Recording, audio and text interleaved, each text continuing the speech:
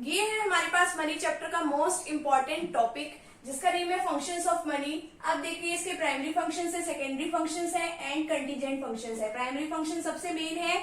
अब इसके अंदर प्राइमरी फंक्शंस में क्या आता है, मीडियम ऑफ एक्सचेंज। अब आपको मीडियम ऑफ एक्सचेंज का मतलब क्या है कि आपको जो कुछ भी सामान चाहिए, ठीक है, आपको जो भी सामान चाहिए उसके बदले में आप पैसे देके आप कोई भी सामान जो वो इजीली खरीद सकते हैं। लेकिन पहले के टाइम में क्या होता था कि हाँ भाई आपको वो सेम पर्सन ढूंढना पड़ता था जिसको उस सामान की जरूरत होती थी। लेकिन आज के टाइम में तो ऐसा कुछ नहीं है। आज के टाइम में तो आपको पैसे देने हैं और बदले में आपको सामान जो वो मिल जाएगा। ठीक है, आगे क्या है, मेजर ऑफ वैल्यू और unit of value. Measure of value का मतलब है आपको जो भी सामान चाहिए आप उसकी वैल्यू को जो है मनी में इजीली मेजर कर सकते हो। ठीक है, मान लो आपको गाड़ी चाहिए तो आप देख सकते हो कि इसकी मनी में वैल्यू कितनी है, या आपको घर का राशन चाहिए, राइस चाहिए या फिर गेहूं चाहिए, जो भी चाहिए जो है आप उसको इजीली मनी के टर्म्स में जो है मेजर आसानी से कर सकते हो। आगे क्या है, सेकेंडरी फंक्शंस में standard of deferred payment. Standard of deferred payment का मतलब क्या है कि आपको अगर कोई पेमेंट जो फ्यूचर में करनी है तो वो आप इजीली कर सकते हो। लेकिन बार्टर सिस्टम में क्या होता था कि हाँ भाई आप क्या करते थे, गुड्स के बदले में गुड्स ही देते थे।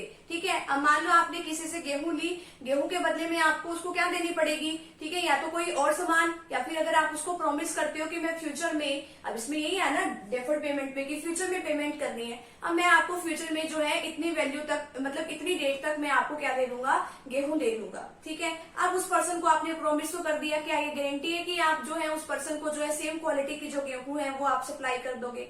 नहीं कर सकते ना। तो इसमें क्या है कि अब मनी के टर्म में क्या हो गया है, आप आसानी से अगर आपको फ्यूचर में कोई पेमेंट करनी है तो आप आराम से कर सकते हो। ठीक है, जितना प्रिंसिपल अमाउंट है उतना, और प्लस में इंटरेस्ट के साथ जो है आप इजीली पेमेंट कर सकते हो किसी की भी। ठीक है, नेक्स्ट है store of value. Store of value का मतलब है आप अपने पास, अब जो लोग हैं वो अपनी सारी इनकम को खर्च तो नहीं करते, वो कुछ ना कुछ पार्ट तो उसका बचा के रखते हैं, तो आप आसानी से जो है उसकी वैल्यू को स्टोर करके रख सकते हो, जब आपको जरूरत है जब आप उसको खर्च कर लेना। नेक्स्ट है ट्रांसफर ऑफ वैल्यू। आप इजिली मनी की जो वैल्यू को है ट्रांसफर कर सकते हो। ठीक है, पहले के टाइम में क्या होता था कि हाँ भाई आपको अगर आपने घर लिया है तो घर के बदले में जो है किसी को आपने कुछ और गुड्स वगैरह दी होंगी, कुछ और सामान दिया होगा। लेकिन आज के टाइम में क्या है कि अगर आपने किसी से घर लिया है तो आप उसको बदले में क्या दे देते हो, उसको बदले में पैसे दे दोगे, मनी दे दोगे। तो इस तरीके से आप किसी को भी इजिली जो मनी है वो ट्रांसफर कर सकते हैं। आजकल तो मनी ट्रांसफर करने के भी बहुत सारे मेथड्स जो है वो अवेलेबल है। ठीक है, ये है सेकेंडरी फंक्शंस। आगे क्या है, कंटीजेंट फंक्शंस। कंटीजेंट फंक्शंस में क्या है, मेजरमेंट ऑफ मैक्सिमम सेटिस्फेक्शन।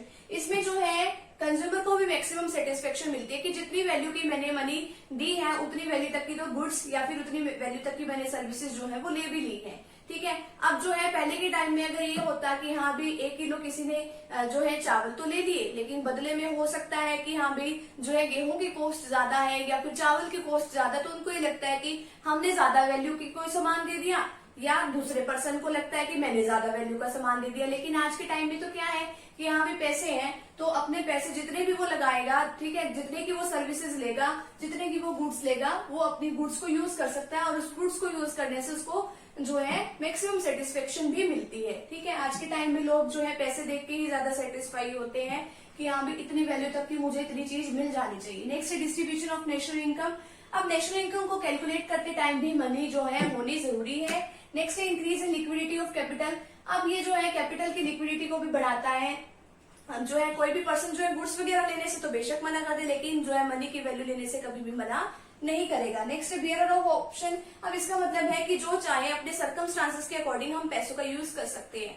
हो सकता है कि हाँ भी हमें कोई जो है एलईडी खरीदनी है, एलसीडी खरीदनी है, जो मर्जी खरीदना है, या वॉशिंग मशीन खरीदनी है, अगर आपको लगता है कि मुझे पैसे यहाँ पे नहीं किसी और जगह पे लगाने चाहिए, ठीक है, जो भी उस टाइम पे सिचुएशन अराइज होती है, तो आप पैसे कहाँ पे लगा सकते हैं, वो उसकी मर्जी है कि वो पैसे जो है कहाँ पे हम लगाएंगे। ठीक है, तो ये हमारा छोटा सा टॉपिक है, ठीक है, फंक्शंस ऑफ मनी का। तो फटाफट से आप अभी इतने का स्क्रीनशॉट ले लीजिए।